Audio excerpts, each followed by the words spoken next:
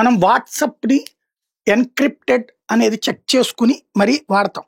అయితే ఇప్పుడు కీలకమైనటువంటిదేంటంటే ఎన్‌క్రిప్టెడ్ దాంట్లో వాస్తవంగా దాన్ని గూడా హ్యాక్ చేయొచ్చన్నటువంటి విషయం ఇంతకు ముందే బయటపడింది. దాంతో వాట్సాప్‌ని నమ్మట్లే. ఎక్కువ మంది టెలిగ్రామ్‌ని నమ్ముతున్నారు.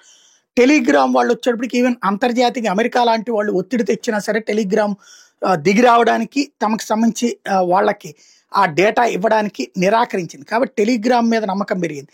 ఈ టెలిగ్రామ్ ఇప్పుడు ఏమవుతోంది అంటే తీవ్రవాదులకి లేదంటే గనక ఈ ఎక్స్‌టార్షన్స్‌కి అట్లాగే ఇల్లీగల్ యాక్టివిటీస్‌కి వీటికి వాడుతున్నారు. గ్యాంబ్లింగు, షేర్ మార్కెట్ ఫ్రాడ్సు అట్లాగే ఎగ్జామ్ లీకులకి టెలిగ్రామ్ వాడుతున్నారు. ఎందుకంటే అసలోళ్ళు ఎవరు అన్నది వీళ్ళు ఇవ్వరు కాబట్టి అన్నటువంటిది డేటా కూడా ఇవ్వదు కాబట్టి వాళ్ళని ఏమీ చేయలేరు కాబట్టి. ఇప్పుడు దాంతో ఇండియన్ గవర్నమెంట్ టెలిగ్రామ్ యాక్టివిటీ మీద టెలిగ్రామ్ మీద వస్తున్న ఆరోపణల మీద విచారణకి ఆదేశించింది.